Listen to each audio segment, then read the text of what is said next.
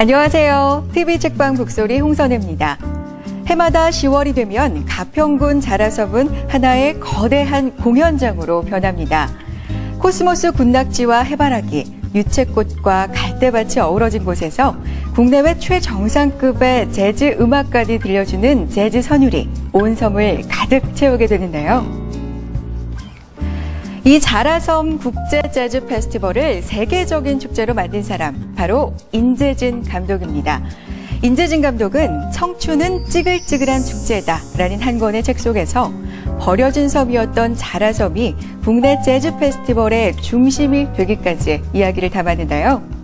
오늘 TV 책방 북소리에서는 인재진 감독을 직접 모시고 음악과 청춘, 실패와 성공, 삶에 대한 이야기 함께 나눠보겠습니다.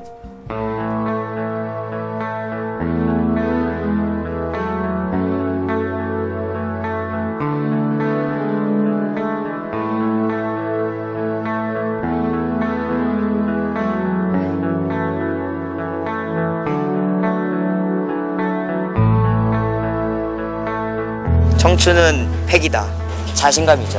젊었을 때의 자신감. 그 패기. 꿈을 이뤄가기 위한 과정이라고 생각해서 꿈이다라고. 청춘은 금방 간다. 좀 피곤하다고 생각합니다.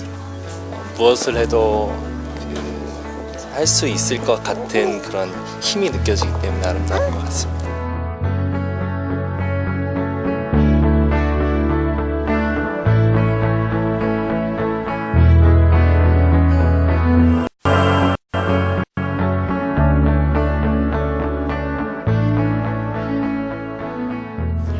시민들이 생각하는 청춘의 정의 들어봤는데요. 어떤 시간을 보내왔고 보내고 있느냐에 따라서 청춘의 정의도 각각 달라지는 것 같습니다.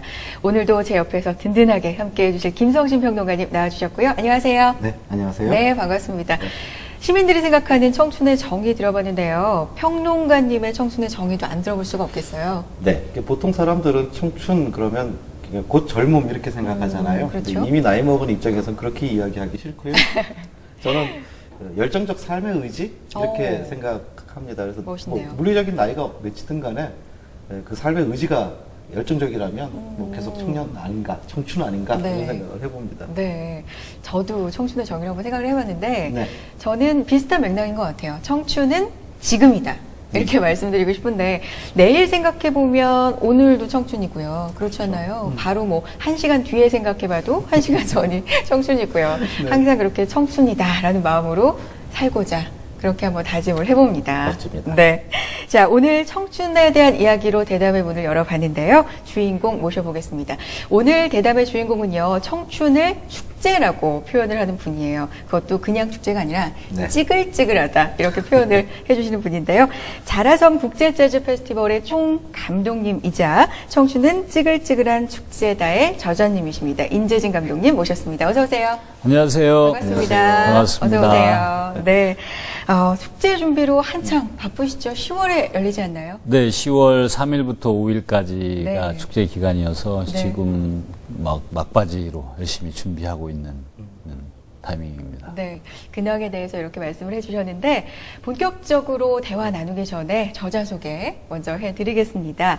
앞서 말씀드린 대로 자라섬 국제 재즈 페스티벌의 총 감독님이시고요. 자라섬 페스티벌 이외에도 비대중적인 재즈, 월드 뮤직 등의 음악 관련 일을 하고 계십니다. 한때는 흥행계 마이더스 손이 아니라요. 마이너스 손 이렇게 유명하셨고 희귀 음반 전문 제작자라는 별명으로 불렸지만 자라섬 국제 재즈 페스티벌이 누적 관객 수 140만여 명을 기록하면서 명실공히 최고의 공연 기획자로 자리매김하셨습니다. 또 호원대학교 공연 미디어학부 학부장으로 재직 중이시기도 합니다. 저자 소개 이렇게 들어봤는데요. 네, 소개를 해드렸는데 어떠세요? 아니, 너무 멋지게 소개를 해주셔서 네, 제가 이 몸둘 바를 모르겠습니다. 아닙니다. 이렇게 사실만 말씀드린 거고요. 공연 흥행계 마이너스의 손 이런 소개가 있었어요. 근데 이거는 저희가 지은 얘기가 아니라 책에도 이렇게 소개가 돼 있었거든요. 어떤 얘기죠? 제가 이제 그 페스티벌을 하기 전에 한 1000번 정도의 공연을 했었습니다. 네, 근데 1000번 정도 공연한 중에 제 기억에 10번 정도가 수익이 난 것 같고 990번이 적자이지 않았나 싶어요. 그래서 자연스럽게 저에게 생긴 별명이 흥행업계의 마이너스 손이죠. 네. 공연 기획 일을 한 우물을 쭉 파신 게 아닐까 뭐 그런 생각이 드는데 아니라고 의외로 아니시라고 들었어요. 어떻게 하다가 일을 시작하게 되셨는지 계기가 또 궁금한데요. 실제로 제가 이 공연 일을 하게 된 직접적인 계기는 네. 이제 그 학창 시절에 밴드 생활을 했어요. 그래서 밴드부에서 색스폰을 불었었는데 네. 그 활동하는 내내 저한테 음악적 재능이 전혀 없다는 것을 확인해가는 과정이었었고요. 근데 제가 의외로 잘했었던 것은 이제 그런 그 행사나 연주회나 이런 게 있으면 엑스트라를 이렇게 섭외한다든가 아니면 뭐, 학교 앞에 있는 예를 들어서 당구장이나 분식집이나 뭐 이런 데 가서 이게 작은 소소한 액수의 스폰서십을 받아온다든가 이제 그런 일을 굉장히 잘했습니다. 그래서 아무도 그 동아리에서 제가 나팔을 부는 것을 원치 않고 나가서 그런 걸 해오는 것을 이제 더 좋아했죠. 근데 그게 연장선상에서 저는 이제 직업이 됐다고 볼 수 있을 것 같아요. 그러니까 바로 그런 지금 말씀하신 네. 그런 내용들 기록으로 이제 고스란히 담아놓은 책이 바로 오늘 소개해드리는 이 청춘은 찌글찌글한 축제다라는 네. 제목의 책입니다.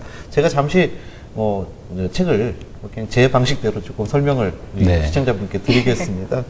그 20여 년 전 그러니까 이 국제적인 그 어떤 네트워킹 이런 것들이 전혀 전무했었던 한국 공연계에서 여기에 이제 뛰어들어서 공연 기획자로서 감당해야 했던 어떤 여러 가지 그 삶의 고통들이라든지 또 좌절 또 그 과정들 속에서 자신이 끊임없이 놓치지 않고 찾아갔던 그런 꿈들에 관한 이야기들을 펼쳐놓습니다. 네. 너무나도 솔직하고 담백한 그런 이야기들이고요.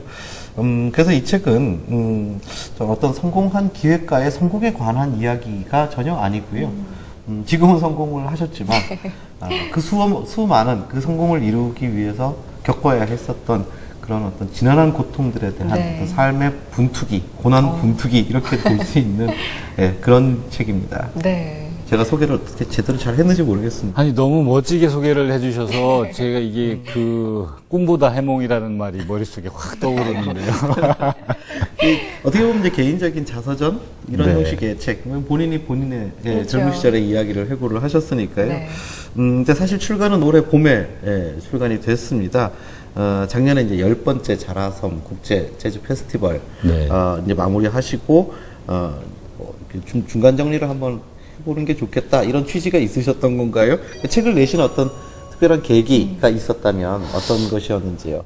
좀 솔직하게 말씀드리면 사실은 제가 이 출판사하고 계약은 꽤 오래전에 했었어요. 했는데, 뭔가 좀 계속 모자란 것 같고, 그 다음에 제가 천성이 좀 게으른 편입니다. 그래서 이게 차일피일 미루다가 10회 행사를 마치고 나니까, 조금, 그러니까 정리를 이렇게 해보는 것이 좋겠고, 왜냐하면 이게 좀 기억이 계속 없어지는 것 같아요. 그래서 그런 것도 좀 정리를 했으면 좋겠고, 또 다가오는 이제 예를 들어서 앞으로 10년 같은 것들을 정리하면서 방향도 좀 잡아볼 수 있지 않을까 하는 생각이 들어서 사실은 뭐랄까요, 굉장히 짧은 기간에 폭풍 집필해서 이렇게 써서 조금 부끄럽습니다.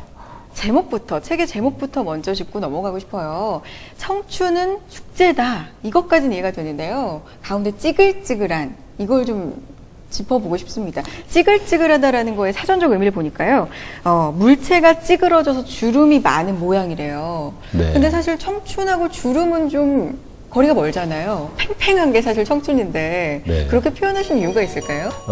이게 물체나 사물이 이렇게 주름이. 생긴 거기도 한데, 한편으로 보면 책 제목은 저는 축제에 관련된 일을 하고 있는 사람이니까 축제 이야기를 하고 싶은데, 결국은 축제를 만들어가는 과정도 보면 굉장히 주름이 많이 갈 수밖에 없고, 또 지나간 시간들 생각해 보니까 여전히 또 많은 주름들을 기억하게 되고, 그래서, 이 찌글찌글, 이런 말을 쓰면 어떨까 했는데, 의외로 그 많은 분들이 책 제목은 다 기억하지 못하시는데 찌글찌글은 기억을 해주시네요. 그렇고요. 굉장히 잘 적은 네, 그런 네. 제목이죠. 네, 인상 깊은데 책 이제 내용을 이제 열어보면 네. 총 이제 4부로 이루어져 있습니다. 근데 이제 그 목차들이 참 재밌어요.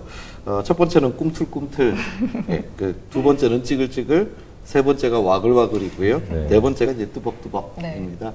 네. 개인적으로는 이 뚜벅뚜벅이라는 이 네 번째 장 제목, 이제 이 표지에 등장하는 이 모습, 임재진 감독께서 뚜벅뚜벅 걸어가고 있는 지금 모습이거든요. 이 잘 맞아 떨어진다는 느낌도 드는데, 이 이제 성공적으로 잡은 이 페스티벌, 여기 이제 안주하지 않고, 그 이후에 이제 앞으로 내가 뭔가 또 계속 나가겠다, 그런 어떤 선언적인 의미, 개인적인 결심의 의미, 이런 것도 그런 이미지에 담으신 것 같습니다. 목차도 그렇고요. 실제로 그런 부분들이 조금 가미되어 있고요. 이게 그 축제를 10년을 마치니까 앞으로 무엇을 해야 되겠구나라는 것들을 좀 어렴풋하게나마 알게 됐어요. 그래서 그런 면에서도 이렇게 경험적으로 보면 다른 거 없고 그냥 묵묵하게 뚜벅뚜벅 앞으로 나가는 것만이 해결책이 아닌가 하는 생각도 하게 됐습니다. 네.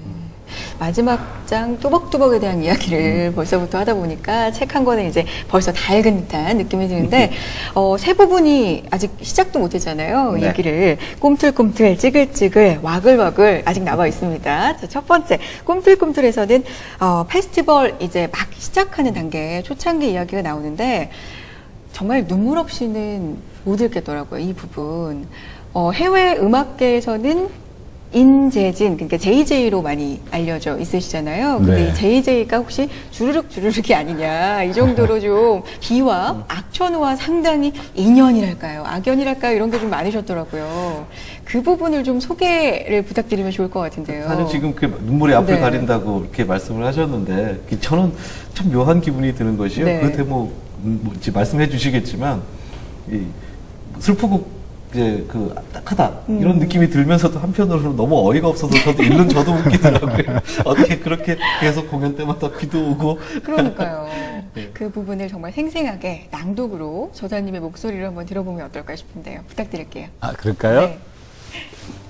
산들바람이 부는 초가을, 푸른 초원 위에 돗자리를 깔고 삼삼오오 모여 앉아 음악을 듣고 이야기를 나누는 모습은 내가 꿈꾸던 음악축제의 모습과 거의 일치했다.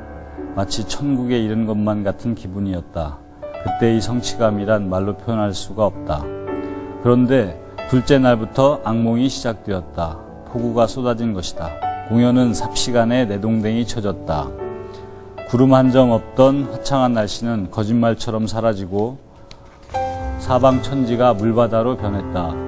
북한강의 수위가 올라가며 자라섬은 점점 물에 잠기고 있었다. 진창으로 변해버린 섬에서 아티스트들의 차를 빼기 위해 견인차를 불러야 했고 음향장비가 물에 잠겨 감전사고가 일어나기도 했다.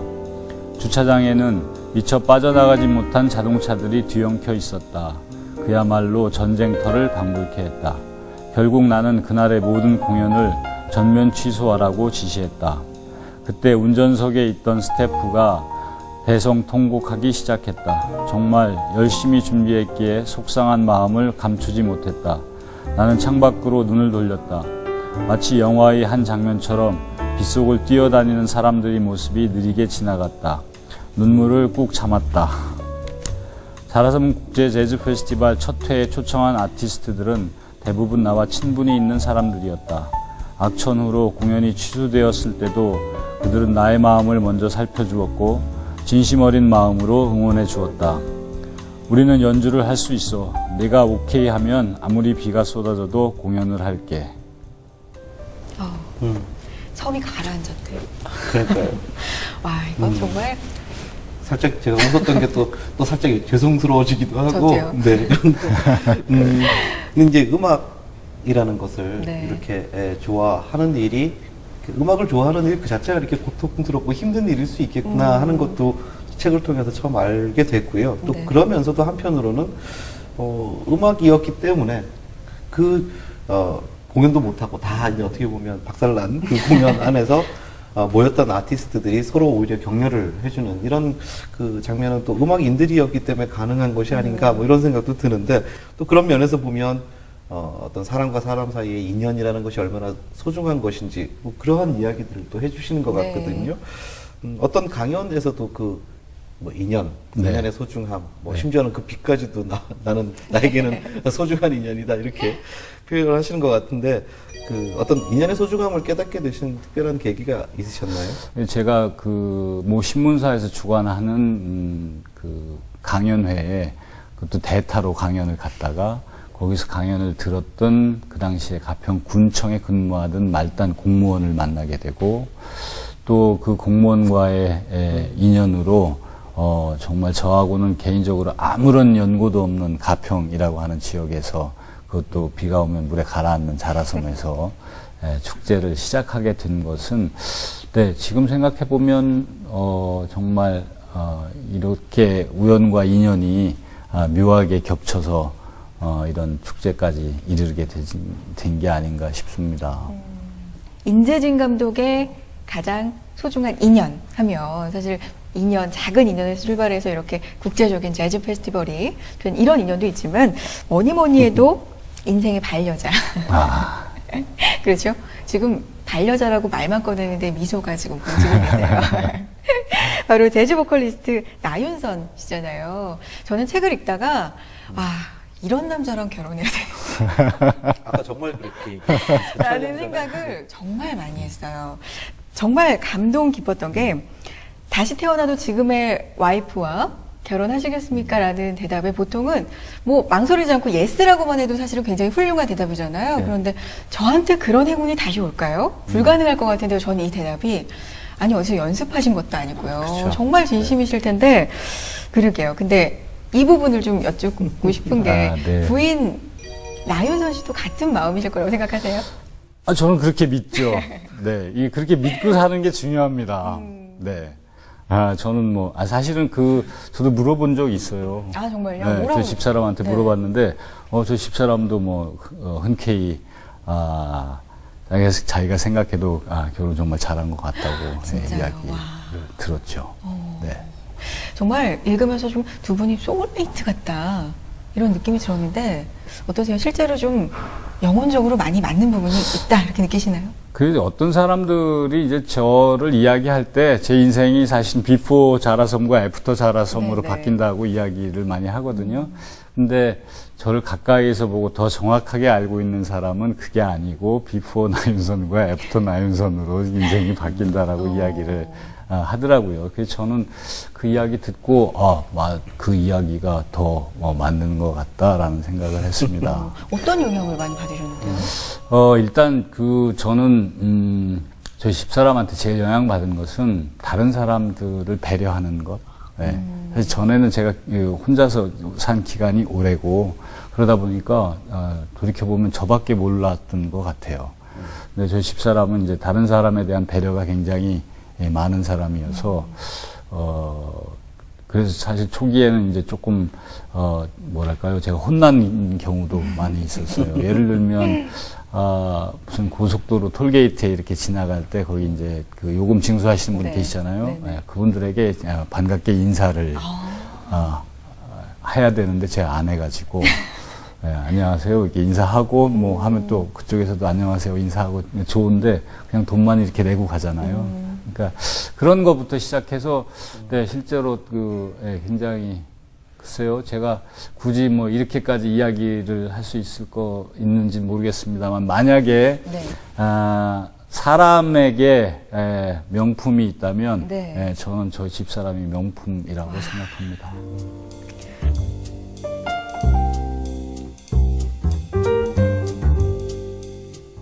정말 살아가면서 점점 느끼는 게 인생은 진짜 선택의 연속이구나. 아주 작은 것에서부터 큰 일까지 선택의 연속이구나 이런 걸 느끼는데 굉장히 중요한 선택이라는 게 가야 할지 그만둬야 할지 그러니까 고를 해야 되나 스탑을 해야 되나 이런 문제잖아요.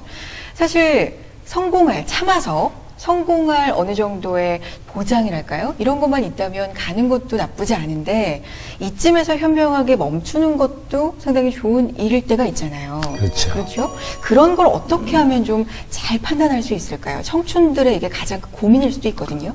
근데 그게 굉장히 힘든 일이잖아요. 그렇죠. 네, 언제가 스탑을 해야 될 때인가 네. 이런 건데 제가 뭐 이렇게 오래 산 건 아닙니다만 경험적으로 보면 꾹 참고 열심히 하는 과정에서 끊임없이 많은 바리에이션들이 생기는 것 같아요. 네, 그래서 예를 들어서 목표하던 바가 A였는데 A가 잘 안 되면 A-도 되더라는 거죠.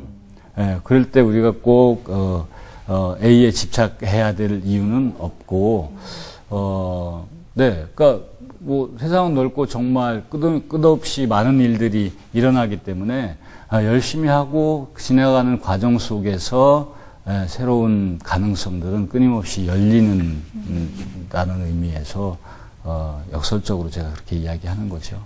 자, 독자분들도 인재진 감독님께 궁금한 점이 참 많았습니다. 독자 질문 보고 대담 이어가겠습니다. 책 제목 중에 찌글찌글했다는 말이 참 재밌는데 그 인생에서 가장 찌글찌글했다고 생각하는 순간이 언제고 그 순간을 어떻게 극복하셨는지 궁금합니다. 책을 보면은 우리의 삶은 우리가 이제 총감독이라는 그런 문구가 있었는데 우리의 삶을 어떻게 이제 감독해 나가야 할지에 대한 질문을 드리고 싶어요. 네. 책을 읽다 보면 곳곳에서 영어의 중요성을 느끼게 되는데요. 그 영어는 정말 잘해야 되는 걸까요? 올해 자라섬 국제 재즈 페스티벌을 하는데 거기서 즐길 수 있는 팁 좀 가르쳐 주세요, 작가님. 이 독자 질문 중에 인생에서 가장 찌글찌글한 순간은 언제였고, 그렇다면 이제 그 순간을 어떻게 극복하셨는지 묻는 질문도 있었습니다. 근데 그와 함께, 우리 각자 이 자기 삶의 총감독으로서 어떻게 자신의 삶을 감독해야 할지, 이것은 이제 묻는 질문도 있는데 이 질문 두 개를 한꺼번에 엮어서 좀 여쭤보고 싶기도 합니다. 제 인생에 제일 찌글찌글한 때, 네, 너무 많은 것 같아요. 너무 내내 찌글찌글하게만 살아가지고, 너무 많은 것 같은데, 그 중에 한 번은 책에도 제가 썼었는데, 어머니 생신 때, 네, 그 케이크를 살 돈이 없어서, 여러 통장에서 여러 통장에 있는 돈을 모아서 참, 어렵게 케이크를 마련해서, 드렸을 때 되게, 제 마음이 굉장히 짠했습니다. 그다음에 이제 삶의 그 총감독이다라고 하는 말은 저는 어차피 공연에 관련된 일을 하며 살고 있는 사람이고 그러다 보니까 결국은 이제 삶은 자기 자신이 주인공인 거죠. 주인공이고 때때로는 그것이 모노드라마일 수도 있고 뭐 듀엣으로 하는 걸 수도 있고 전체 굉장히 정말 집단극처럼 이렇게 될 수도 있기는 하지만 실제적으로는 항상 자기는 주인공이고 기획, 연출, 감독 모든 것을 자기가 책임져야 된다라는 의미지 않습니까? 그래서 네, 이게 공연은 특징이 뭐냐면 이게 되돌릴 수가 없다는 거예요. 그렇죠. 네. 그러니까 예를 들어서 이게 디지털처럼 뭐 이렇게 영화화 돼 있으면 다시 이렇게 틀어도 되고 뭐 이렇지만 공연은 그렇지 않거든요. 한번 흘러가 버리면 그걸 다시 되담는 것은 불가능하기 때문에 그러니까 삶을 대하는 태도도 일정 부분 그런 것들을 조금 기억하는 것이 좋지 않을까 싶습니다. 한 번 지나치면 되돌릴 수 없는 현장성이 정말 중요한 일이고요. 책임감이 막중한 일이기 때문에 갑자기 궁금해지는 건데 평소에 감독님과 현장에서 그 1분 1초 그 현장감이 느껴질 때 감독님의 어떤 성향이 좀 변하시나요? 궁금해요. 아니요, 저는 전혀 변하지 않습니다. 그래요? 저는 그런 상황이 돼도 그러니까 대부분의 경우가 뭐 당황을 한다라든가 그렇죠. 이런 경우가 많거든요. 예민해진다든가. 근데 저는 의도적으로도 그렇고 절대 화를 내거나 짜증을 내거나 뭐 이러지 않습니다. 그래서 될 수 있으면 더욱 더 사람들이 편하게 생각할 수 있게 하는 편이고요. 그것은 결혼 생활을 하는데도 마찬가지로 적용이 되는 것 같아요. 이게 조금 예를 들면 제가 결혼하고 이렇게 살면서 제가 깨달은 게 하나 있습니다. 네네. 뭐 예를 들면 이런 거죠. 네, 집사람과 11시에 어디를 가기로 약속을 하면 네, 절대 11시에 출발할 수 없다는 것을 알게 됐어요. 네, 그리고 네, 11시 15분쯤에 출발을 해서 약 한 2km 정도를 가게 되면 무언가를 집에 놓고 왔다는 걸 또 알게 되더라고요. 근데 그런 상황이 돼도 저는 절대 화를 내거나 짜증을 내지 않습니다. 네, 그렇게 짜증을 내지 않고 제가 그때 집사람한테 하는 이야기가 있어요. 네. 뭐라고 이야기하냐면 핸드폰 놓고 왔구나. 그래도 사랑해. 라고 이야기를 합니다. 어머나. 왜냐하면 그것은 왜냐하면 상황이 전혀 변하지 않기 때문이거든요. 그 핸드폰을 가지러 집에 다시 가야 돼요. 네, 그 상황이 전혀 변하지 않고, 그러니까 현장에서 일할 때도 역시 마찬가지로 상황이 변하지 않기 때문에 거기에 화를 내거나 예민해서 이렇게 할 이유가 없다는 거죠. 네. 많은 남성분들이 좀 이 방송 보셨으면 좋겠네요. 배울 점이 상당히 많은, 생각할 점이 상당히 많은 그런 말씀이셨던 것 같습니다. 얘기를 좀 바꿔볼까요? 영어를 잘하시게 된 계기, 이건 이제 책에서 이야기하시는데, 영어 잘하게 되니까 굉장히 편하고 좋다, 이런 말씀도 편하게 하시고 그러는데, 한 독자분은 정말 잘해야 하는지, 이제 그걸 절실하게 물어보셨어요. 젊은 사람들은 아무래도 이게 이제 영어 공부가 어려우니까요. 그렇죠. 네. 근데 영어를 잘하면 못하는 것보다는 너무 좋을 거라는 건 쉽게 짐작할 수 있지 않습니까? 근데 이제 저는 특히 예를 들어서 기획에 관련된 일을 한다든가 이렇게 놓고 보면 영어를 하게 됨으로써 자신의 가능성을 월드와이드하게 전 세계로 넓게 볼 수 있다라는 것이죠. 그래서 물론 이제 국내에서만 일하고 한다고 하면 영어 못해도 관계없고 즐겁게 행복하게 사는 것이 더 중요한데 이제는 저는 후배들이 이런 일을 하려는 후배들이 대한민국 안에서 무언가를 하려는 생각을 하지 않았으면 좋겠다라는 생각을 했습니다. 그래서 물론 제가 일하는 장르가 재즈라고 하는 장르가 갖고 있는 특징이 그런 걸 수도 있기는 한데요. 이제는 정말 전 세계 어디에 가서도 일할 수 있고 그런 사람들이 많이 나와야 된다고 생각하고 그런 면에서 이제 영어를 이야기를 한 건데 사실 저도 영어 그렇게 잘하지 못합니다. 자, 다음 독자분은요. 올해 페스티벌에 가실 분인 것 같아요. 이제 올해 페스티벌도 10월 3일부터 네. 시작이 되죠. 네. 잘 즐길 수 있는 팁을 좀 알려달라고 하셨어요. 일단은 재즈라고 하는 장르 자체에 대해서 이제 어려운 음악이다라는 선입견들을 많이 일반적으로 가지고 계세요. 근데, 저는 재즈도 음악이니까 음악이 기본적으로 사람의 감성에 호소하는 장르고 그래서 일단 어렵다라는 이제 편견을 안 가지면 좋을 것 같습니다. 그 다음에 두 번째는 일정 부분 재즈는 또 아는 만큼 들리는 음악이기도 해요. 네, 그래서 아주 예를 들면 페스티벌에 오기 전에 그냥 어렵지 않게 초보적으로라도 홈페이지에 들어가서 페스티벌 홈페이지에 들어가서 어떤 아티스트인가만이라도 한번 보고 올 수 있으면 예를 들어서 여자친구와 같이 갔는데 여자친구에게 저 아티스트는 누군데 이렇게 이야기해주면 멋있잖아요. 네, 그래서 아니면 아빠가 딸에게 이렇게 딱 설명해 줄 수 있으면 너무 멋질 것 같고, 네, 그래서 그런 정도의 준비와 또 한 가지 아주 실용적인 팁을 드리면, 이 자라섬 재즈 페스티벌 기간에 일교차가 크기 때문에 밤에 꽤 춥습니다. 이게 특히 강가여서 밤에 꽤 추워요. 그래서 방한 준비를 좀, 튼튼하게 하는 것이 중요하다라는 말씀을 꼭 드리고 싶습니다. 저는 이 질문 드리고 싶습니다. 그러니까 인생 살다 보면 여러 가지 계획들 이런 것들을 세우게 되실 텐데요. 좀 긴 계획, 그러니까 앞으로 한 10년, 또 20년, 30년 후에 이제 어떻게 나는 삶을 살겠다, 이런 이야기도 좀 듣고 싶은데요.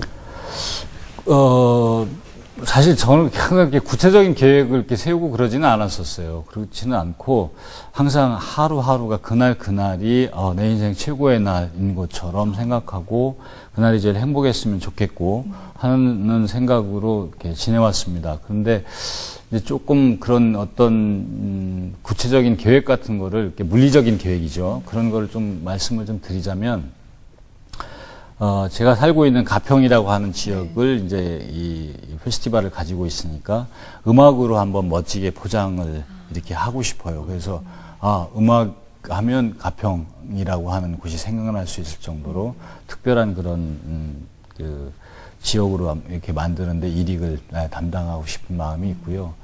그 다음에 개인적으로는 그 제가 요리에 굉장히 관심이 많아서 이후에는 요리를 좀 심하게 배워서 좀 해보고 싶은 생각이 있습니다. 심하게라면 어느 정도로? 아니 이게 이 조리사 자격증도 따고 그 다음에 근데 제가 개인적으로 이 요리를 해보니까 네. 저희 집사람이 유일하게 인정한 저의 재능이에요.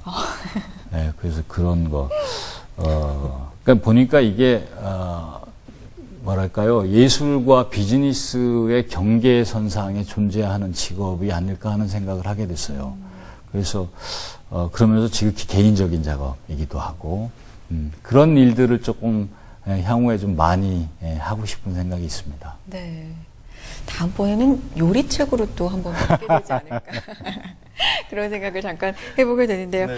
이제 10월이 되면 서늘한 바람이 솔솔 불어와서 정말 본격적으로 자라섬의 계절이 시작이 되는데요. 정말 찌글찌글했던, 없어질지도 몰랐던 그런 자라섬을 지금의 그런 재즈를 대표하는 자라섬으로 만든 인재진 감독님의 열정 때문에 많은 청춘들이 오늘 힘을 좀 냈을 것 같습니다.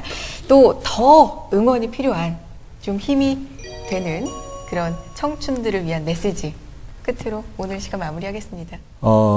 글쎄요, 제가 이런 말씀을 이렇게 드릴 수 있는 자격이 있는지는 모르겠습니다만, 네, 저는 하루하루 젊은이들이 행복하게 사는 것이 중요하다고 생각합니다. 특히 비교하지 않고 행복하게 사는 것이죠. 자기만의 길을 자기가 총감독이 돼서 정말 이렇게 하루하루를 뚜벅뚜벅 걸어간다면, 네, 우리가 걱정하고 있는 그런 많은 문제들이 해결될 수 있다고 생각하거든요. 네, 그런 면에서는 날마다 축제처럼 묵묵히 뚜벅뚜벅 비교하지 않고 행복하게 살기를 바랍니다. 네. 책 마지막에 보면요. 나는 세상에서 가장 행복하게 살기를 원하며 흥미진진한 날들이 계속되기를 원한다. 이런 말로 마무리가 되어지는데요. 앞으로도 그런 행복한 삶, 행복한 모습, 행복 계속해서 보여주셨으면 좋겠습니다. 오늘 말씀 고맙습니다. 감사합니다. 감사합니다.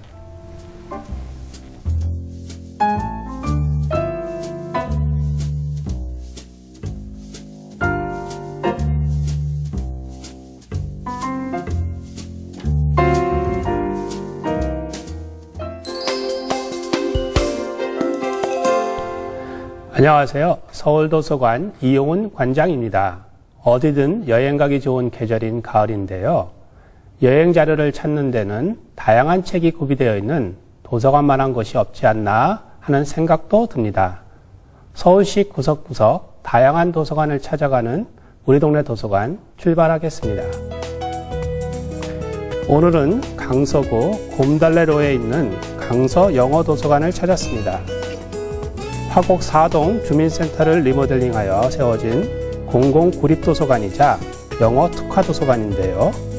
원서만 해도 15,000여 권이나 소장하고 있다고 합니다.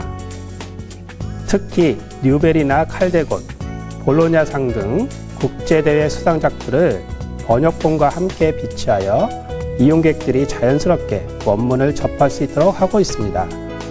또한 미국 교과서와 각종 지도서 등도 부모님들이 체계적으로 영어 지도를 할 수 있게 도와준다고 합니다. 또 다양한 프로그램들도 있다고 하는데요. 강서 영어도서관의 프로그램으로는 수준별 상시교육 프로그램과 독서 지원 프로그램이 있습니다. 교육 프로그램으로는 24개월부터 엄마하고 함께 참여하는 마미미 프로그램부터 실버 영어까지 단계별 리딩 수업과 뮤지컬 영어 등을 진행하고 있습니다. 독서 지원 프로그램은 스토리텔링과 멘토링 프로그램이 있고요.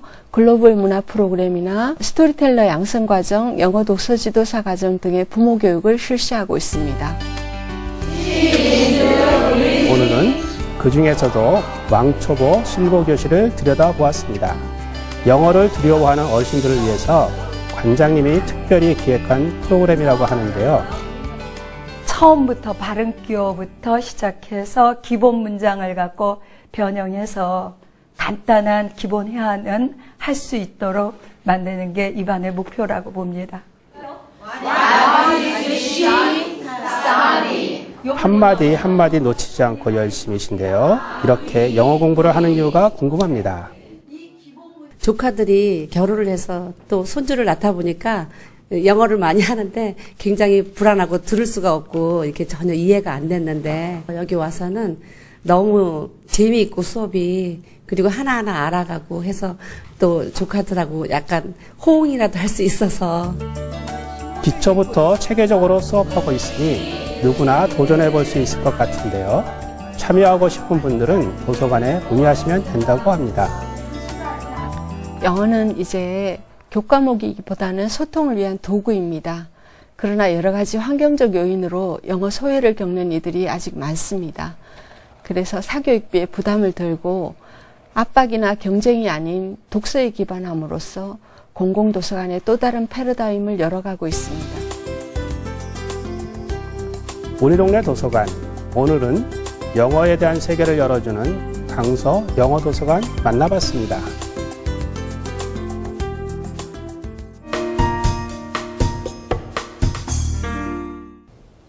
안녕하세요. 김성신의 강추신간입니다. 오늘 소개할 책은 유리감옥, 생각을 통제하는 거대한 힘입니다. 디지털 기계에 종속된 인간의 사고방식과 삶을 성찰해온 세계적 디지털 사상가이자 저자인 니콜라스 칸은 유리감옥을 통해 디지털 기술의 편리함 뒤에 숨겨진 불편한 진실을 폭로합니다. 그야말로 스마트한 기기들에 둘러싸여 인간은 움직이지 않아도 말하지 않아도 심지어 생각조차 하지 않아도 되게 되었는데요. 이렇게 기계가 인간의 모든 일상을 대신하는 자동화 테크놀로지 시대를 맞아 여러모로 편리해진 것은 사실입니다. 하지만 과연 우리는 인간다운 삶을 살고 있을까요? 자동화 기술에 길들여진 우리 모두에게 저자는 이러한 질문을 던집니다. 왜 기술이 발전할수록 인간은 무능해지는가? 기술로 인한 자동화는 우리가 원하는 것을 더 쉽게 얻도록 해주었지만 내가 누구인지 자기 자신을 알아가는 과정을 차단합니다. 저자는 인간에게 있어 노동이 과연 어떤 의미를 갖는 것인지 상기시킵니다. 풀을 베고 난 뒤에 남은 건초더미 따위가 아니라 풀베기라는 행위가 인간에겐 훨씬 더 중요한 의미를 갖는다는 것입니다. 기술을 인간답게 만들고 디지털에 빼앗긴 삶의 만족감을 되찾아야 함을 강조하는 책, 김성신의 강추신간 2주의 선택은 유리감옥, 생각을 통제하는 거대한 힘입니다.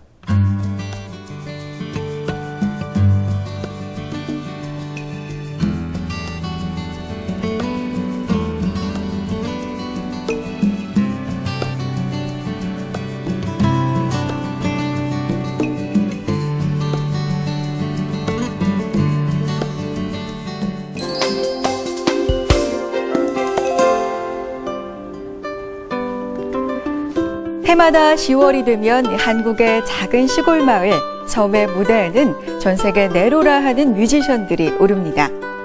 하지만 그런 성공의 무대를 만든 인재진 감독의 뒤에는 위대한 실패 기록들이 있었는데요.